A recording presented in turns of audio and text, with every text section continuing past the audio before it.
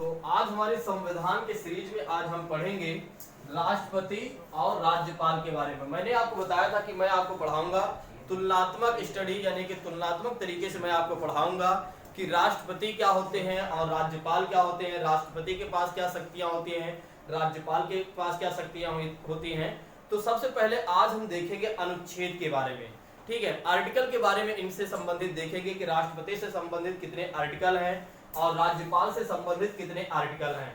फिर उसके बाद हम देखेंगे कि राष्ट्रपति की सारी चीजें, बेसिक शक्तियां देखेंगे या बेसिक योग्यता के बारे में देखेंगे, जितनी भी बेसिक चीजें होती हैं इसके बारे में देखेंगे। और साथ ही साथ हम राज्यपाल के बारे में भी हम देखते चलेंगे। तो सभी लोग अच्छे से देखिए, समझिए, और अगर नहीं आता है तो आप हमसे पूछिए। और दूसरी बात मैं आपसे ये भी कहना चाहूंगा कि मैंने 2 वीडियो रेज कर दिया है जो संसद के बारे में मैंने वहां पर रेज किया है कि संसद भवन है क्या, संसद भवन का निर्माण कब हुआ था, संसद भवन को बनाने में कितना समय लगा था, कितना पैसा खर्च हुआ था। और साथ ही साथ मैंने वहां ये भी कवर किया है कि संसद पर कब हमला किया गया था और संसद पर हमला कब किया गया था, किसके द्वारा करवाया गया था, और जिसके द्वारा करवाया गया था उसको फांसी कब दी गई थी। इसके बारे में मैंने कल ही आपको बता दिया है, ठीक है। तो जो लोग भी नए हैं वो लोग देखते रहें और जो लोग पुराने हो तो देख ही रहे हैं। आइए बात करते हैं राष्ट्रपति के बारे में। तो सबसे पहले मैंने एक ट्रिक यहाँ पर बनाया है, ठीक है। रासमणि पप्पू की योग्यता, रासमणि पप्पू की योग्यता शर्तें समान है और ना है, ठीक है। ये थोड़ा सा ट्रिक है जो है मुझे ज्यादा अच्छी नहीं लगती, ट्रिक पर बहुत ही कम भरोसा मैं करता हूं, लेकिन कुछ छात्रों की रिक्वायर थी कि सर आप कुछ ट्रिक भी बना के दिया करें, ठीक है। तो आइए बात करते हैं, पहले अनुच्छेद की बात करते हैं और साथ ही साथ रा की बात करते हैं।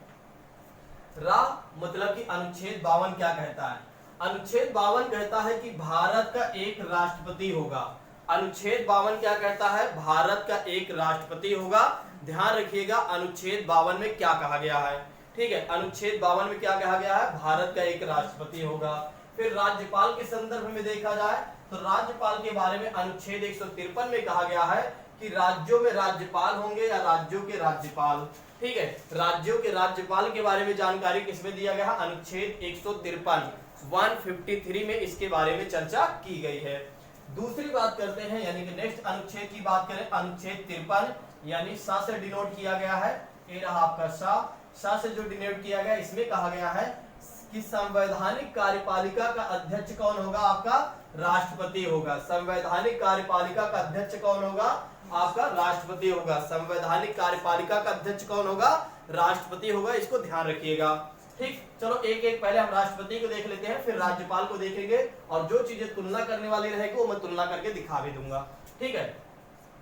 फिर अनुच्छेद 54 की बात करें। अनुच्छेद 54 जो है हमारे जो ट्रिक है उस ट्रिक से जो डिनोट कर रहा है, एम से डिनोट कर रहा है, ठीक है। अनुच्छेद 54 कहता है कि राष्ट्रपति के मतदान या चुनाव के लिए एक निर्वाचक मंडल होगा, यानी कि एक निर्वाचन मंडल होगा, ठीक है। निर्वाचन मंडल होगा, इसके बारे में अभी हम बात करेंगे भी कि निर्वाचन मंडल में कौन कौन लोग आते हैं जो राष्ट्रपति के चुनाव में भाग लेते हैं, ठीक है। जिसमें मैंने आपको बताया भी है कि दोनों सदनों के निर्वाचित सदस्य, विधानसभा के निर्वाचित सदस्य और दिल्ली पुडुचेरी के विधानसभा के निर्वाचित सदस्य भी राष्ट्रपति के निर्वाचन में भाग लेते हैं, ठीक।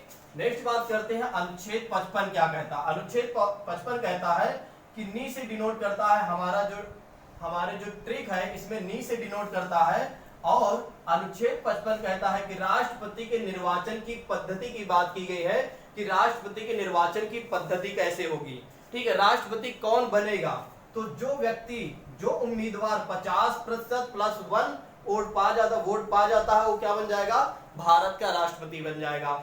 जो उम्मीदवार 50% प्लस 1 वोट पा जाएगा वो क्या बन जाएगा, एक तरीके से भारत का राष्ट्रपति बन जाएगा। और किस अनुच्छेद में इसकी चर्चा की गई है, अनुच्छेद 55 में कहा गया है। और यहाँ पर क्या कहा गया है, निर्वाचित पद्धति से बताया गया है।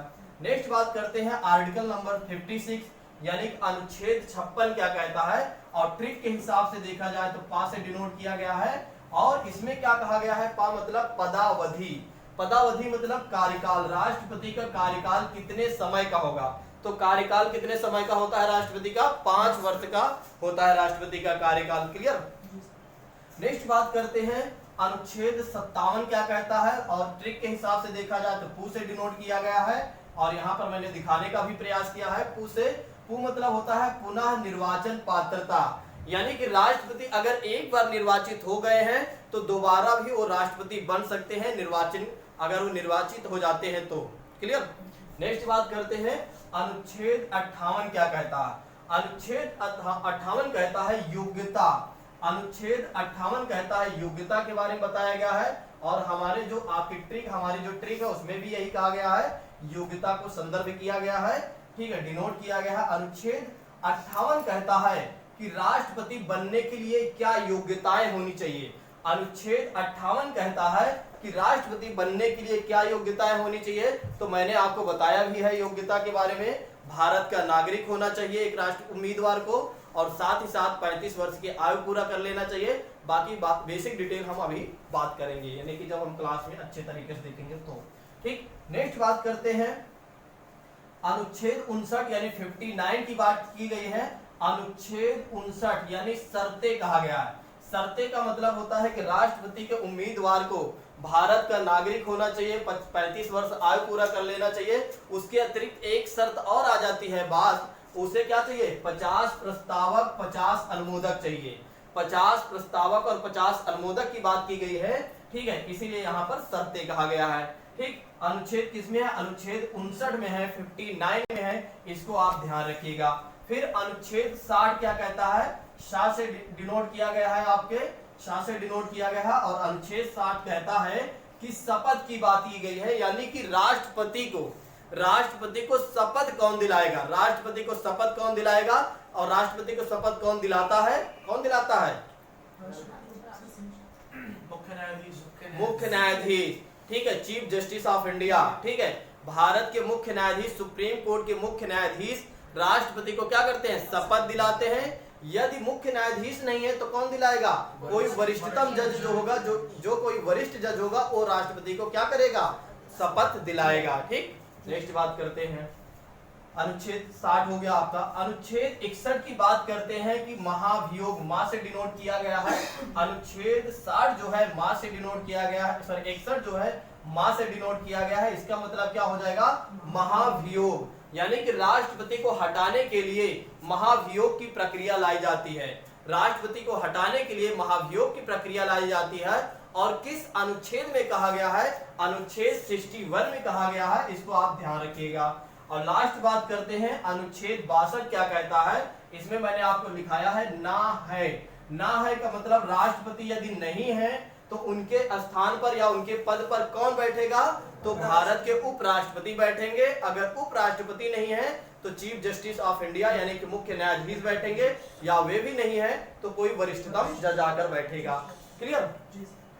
तो अभी मैंने आपको बताया अनुच्छेद 52 के बारे में बताया, अनुच्छेद 53 के बारे में, फिर 54 के बारे में, 55 के बारे में, 56, 57, 58, 59, 60, 61, 62, मतलब कि 62 तक मैंने आपको आर्टिकल बताया। अब आइए बात करते हैं थोड़ा सी और भी आपके महत्वपूर्ण जो आर्टिकल हैं, जो आपकी ट्रिक से अलग हैं। ठीक है, जैसे अनुच्छेद 54 क्या कहता है, 74, अनुच्छेद 74 क्या कहता है, 74 क्या कहता है कि राष्ट्रपति की सहायता और सलाह के लिए क्या होगी, मंत्री परिषद होगी।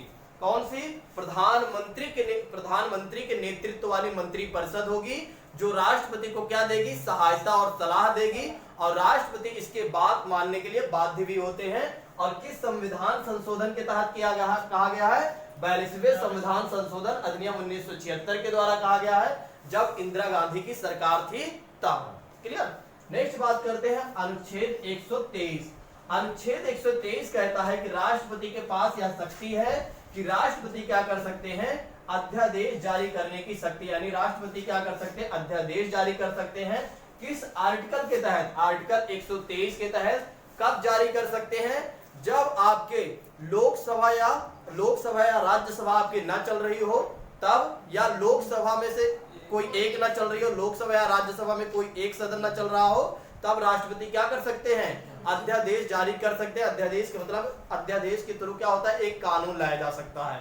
ठीक है, इसके बारे में आगे बात करेंगे भी विस्तार पूर्वक। नेक्स्ट बात करते हैं आर्टिकल 72 क्या कहता है। आर्टिकल 72 मतलब आर्टिकल 72 कहता है कि राष्ट्रपति के पास यह शक्ति दी गई है, राष्ट्रपति के पास यह शक्ति दी गई है, राष्ट्रपति को यह शक्ति दी गई है क्षमा दान करने की शक्ति। ठीक है, क्षमा दान करने की शक्ति किसमें दी गई है? आर्टिकल 72 में दी गई है। किसको दिया गया है? राष्ट्रपति को। तो ध्यान रखिएगा कि क्षमा दान करने की शक्ति केवल और केवल किसके पास है? आपके राष्ट्रपति के पास है और राज्यपाल के पास है। ठीक है, राष्ट्रपति के पास मृत्युदंड को भी क्षमादान कर सकते हैं, लेकिन राज्यपाल के पास जो अनुच्छेद 161 के तहत दिया गया है क्षमादान करने की शक्ति, ये मृत्यु पर नहीं क्षमादान कर सकते। कौन? राज्यपाल मृत्यु के संदर्भ में क्षमा नहीं कर सकते। अगर किसी को फांसी की सजा हो गई है तो राज्यपाल क्या कर सकते हैं? किसी को क्षमा नहीं कर सकते हैं, बल्कि उसको स्थगन कर सकते हैं या पुनर्विचार के लिए कह सकते हैं। ठीक है, आर्टिकल 161 ध्यान रखिएगा। दो बातें, राष्ट्रपति को जो दिया गया है क्षमादान करने की शक्ति, वो है आपके आर्टिकल 72, और राज्यपाल को जो यह शक्ति दी गई है 161 यानी कि 161 के तहत दिया गया है। ठीक है, शक्ति दी गई है कि राज्यपाल क्या कर सकते हैं? किसी भी व्यक्ति के सजा को क्या कर सकते हैं? माफ कर सकते हैं, लेकिन मृत्युदंड को माफ नहीं कर सकते हैं, बाकी चीजें कर सकते हैं। क्लियर? अब आइए बात करते हैं राज्यपाल के बारे में शुरू से। देखिए, अनुच्छेद 153 क्या कहता है कि राज्यों के राज्यपाल होंगे, राज्यों में राज्यपाल होंगे। और साथ ही साथ मैं ये भी बताना चाहूंगा कि पहले क्या था? पहले प्रत्येक राज्य के लिए एक राज्यपाल हुआ करते थे, लेकिन बाद में एक 7वां संविधान संशोधन अधिनियम 1956 लाया गया और उसमें कहा गया कि एक राज्यपाल 2 या 2 से अधिक राज्यों के राज्यपाल बन सकता है। ठीक है, क्लियर? या बनाया जा सकता है। फिर अनुच्छेद 154 कहता है कि राज्य की कार्यपालिका की शक्ति किसके पास होगी? राज्यपाल के पास होगी। जैसे आपके राष्ट्रपति की बात की गई है यहाँ अनुच्छेद 53 में। क्लियर? तो राज्यपाल की जो शक्ति होगी, राज्य की कार्यपालिका की शक्ति किसके पास होगी? राज्यपाल के पास होगी।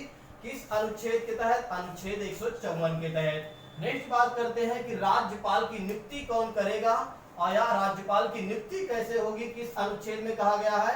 अनुच्छेद 155 में कहा गया है। तो राज्यपाल की नियुक्ति कौन करता है? भारत के राष्ट्रपति करते हैं, और राष्ट्रपति के प्रसाद पर्यंत बने रहते हैं आपके राज्यपाल महोदय जी। क्लियर?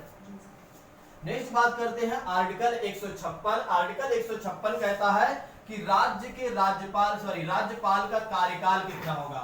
राज्यपाल का कार्यकाल कितना